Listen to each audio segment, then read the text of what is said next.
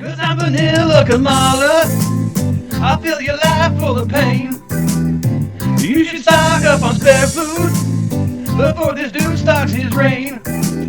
If you don't make it by tomorrow noon, there won't be no bread or grapes. This is a government food store. Better go eat your drapes.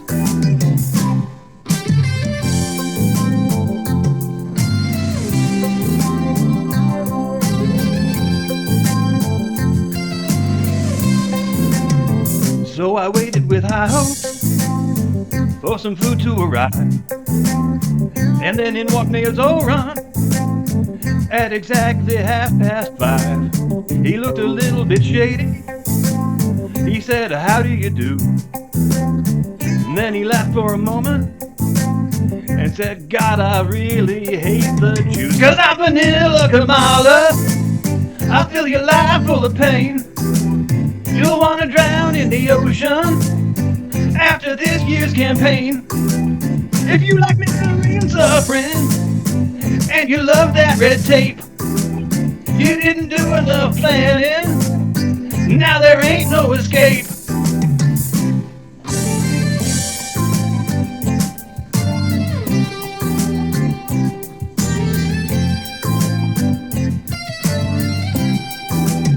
"'Cause I'm vanilla Kamala. I'll fill your life full of pain. I got between a quarter and a third of a brain. I made my choice for Mr. Zoran. He'll get the city in shape. If he's not what you hoped for, better plan your escape."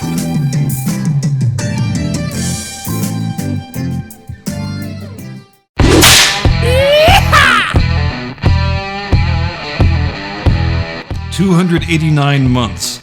That was all it took. Less than a quarter of a century to get from the horror of 9/11 all the way to New York City electing a foreign-born Muslim jihadist mayor. I recall a lot of conversations I had with various people in the second half of September 2001 when I was asked for my assessment of how long this event would remain at the forefront of our collective cultural memory.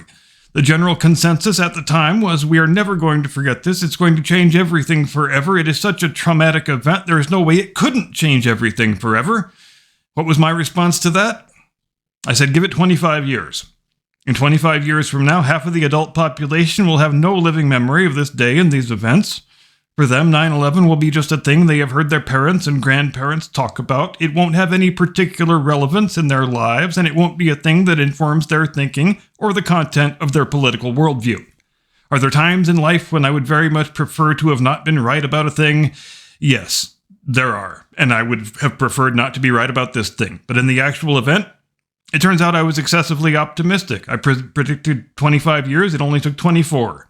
And make no mistake, when New York City is electing a foreign-born Muslim mayor who flatly refuses to condemn any form of Islamofascism and the terroristic bloodlust that always accompanies it, then the memory of 9/11 is well and truly dead, insofar as that memory is a meaningful component of our political discourse and our consequent voting behavior. And so, a little under 10 months from now, the ceremonies marking the 25th anniversary of the destruction of the World Trade Center are going to be overseen by a mayor who is on record as saying Muslims were the real victims of 9/11 because people gave them dirty looks on the subway, which is obviously far worse than having to jump out of an 85th floor window and plummet 1,000 feet to the pavement below in order to avoid being burned alive by jet fuel.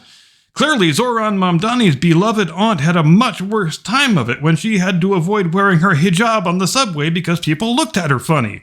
Oh, except she wasn't his aunt. And she didn't live in New York at the time. And she never wore a hijab. Aside from that, the story checks out and seems totally legit. It's Wednesday, the 5th of November. This is Curmudgeon's Corner.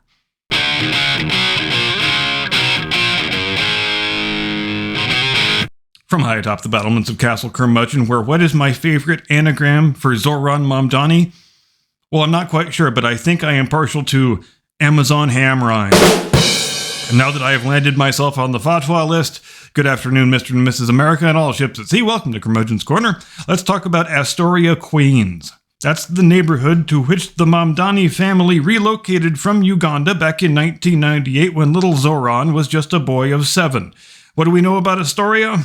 Well, we know it was originally called Hallett's Cove, or Hallett's Point, if you prefer, in honor of Mr. William Hallett, who settled there with his wife Elizabeth in 1652 and became the area's first landowner. We also know nobody else really lived there, aside from Mr. and Mrs. Hallett and their descendants, until the War of 1812, when the Army built an installation called Fort Stevens on that site in order to guard against any attempted British naval incursions up the East River. A town grew up around the fort, as often tends to happen, and it was incorporated under the name of Hallett's Cove on the 12th of April, 1839. Within just a couple of years, the town's leaders decided to change the name to Astoria because Mr. John Jacob Astor is the wealthiest man in the United States, and we sure would like him to come invest some of his fortune here in our little town. So maybe if we flatter him by naming the place in his honor, he will be sufficiently impressed by that gesture that he will come and build some stuff here. And it worked. It worked a treat, in fact. Mr. Astor came and built a whole bunch of stuff in Astoria.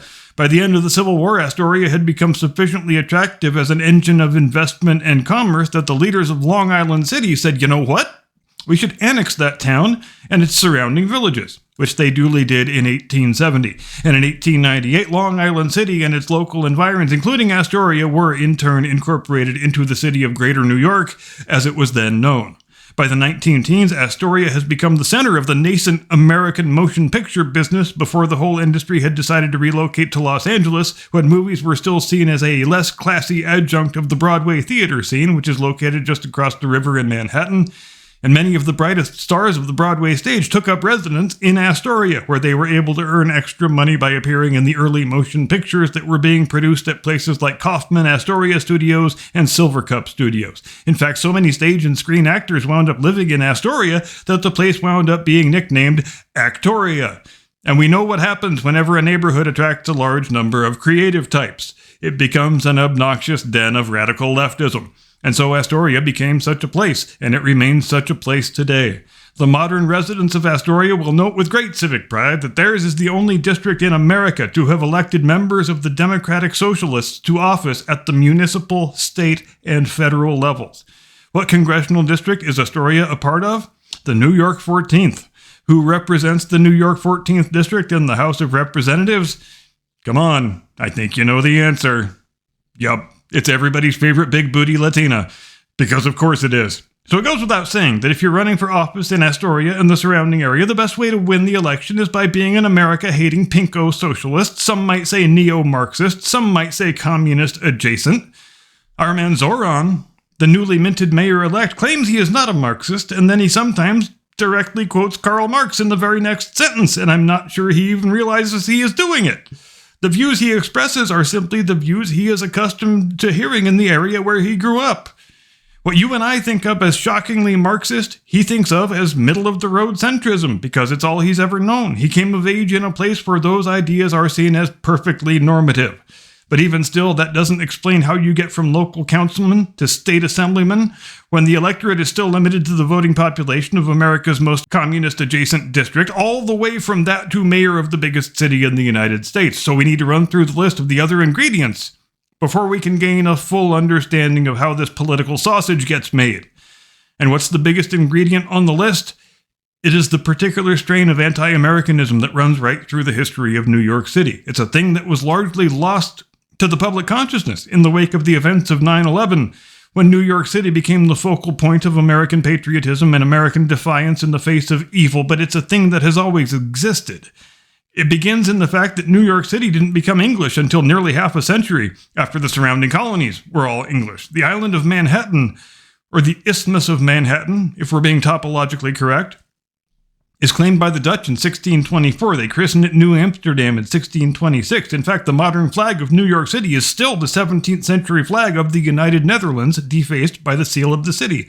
It's not until 1664 that the city comes under English control, when King Charles II, in the 4th year of his reign after the restoration of the monarchy, wanting to prove his bona fides as a military leader, decides to provoke a war with the Dutch by sending the Royal Navy under the command of his younger brother James, Duke of York, the future King James II, to take New Amsterdam and thus remove the last non-English colonial presence on the eastern seaboard of North America. The Duke of York succeeds in this task, and the city is duly renamed from New Amsterdam to New York in his honor. But cultural memory is a long and persistent thing.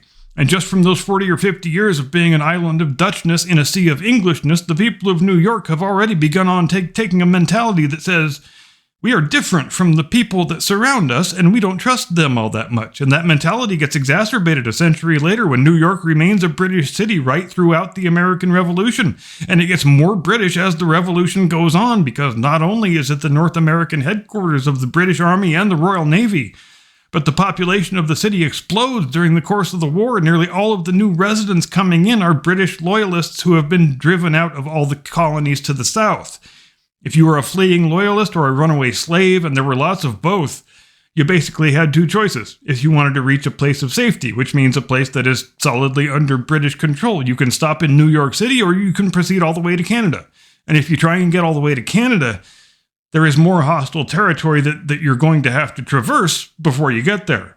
So a lot of people wind up saying, New York City is good enough for me, I will just stay here and take my chances on my side winning the war. But they didn't win the war, as we know, though New York City remained firmly British right throughout the duration of the conflict, and just as had been the case during the Dutch period, it entered the cultural memory of New Yorkers that we are an island of one thing that is surrounded by another thing, and we don't very much like or trust the people that surround us. Even after the signing of the Treaty of Paris, New York City remains under British control all the way until the 25th of November, 1783, which is still commemorated locally as the Evacuation Day, when the last of the British ships set sail back to the mother country, and then General George Washington and the Continental Army make their triumphant entry into the city on the following day. But it was not exclusively with rapturous cheers that they were received. Some people were happy, of course, but in point of fact, a majority of the city's populace is still made up of British loyalists who would have much preferred the other guys to have won the war. And that strain of disappointment and of anti-Americanism remains a component of the local civic character right up to the present day, whether anybody realizes it or not. How does that strain of anti-Americanism manifest itself? It manifests itself in the fact that every anti-American political movement in the subsequent 240 years has been headquartered in New York City. It manifested itself in the New York draft riots of 1863, when the residents of the city, mostly Irish Americans at that point, went on a 4-day burning and looting and lynching spree because they had no inclination to go fight for the Union against the Confederacy. How many other U.S. cities had draft riots in the Civil War? None. Just New York. It manifested itself in the fact that every iteration of the U.S. Communist Party, every American pro-fascist movement, had its headquarters and base of power in New York City. It manifested itself and continues to manifest itself in the fact that the New York press has been a hotbed of anti-American, anti-democratic sentiment ever since the New York press has existed. If you're an anti-American radical with an exotic-sounding foreign name, being from New York City is your quickest and easiest ticket to political prominence.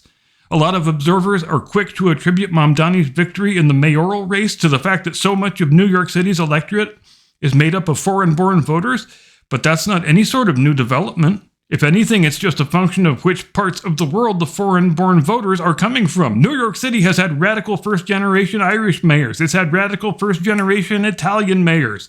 And now it's going to have a Ugandan Muslim immigrant mayor. So in that sense, there's not really that much to be shocked by here. Events in the political life of a city or a state or a nation do not emerge out of a vacuum. Everything has a precedent. Everything has an antecedent. Everything is a culmination of a long series of events that began before anybody who is currently living was alive. If there is anything shocking in Mamdani's victory, it's that it only took 289 months to get from Muslim jihadis knocking down New York's tallest buildings to a Muslim jihadi being elected as the city's chief executive. I'm done, that's all I've got. This has been Curmudgeon's Corner for Wednesday the 5th of November. Thanks indeed very much for watching. See you next time. Get off my lawn.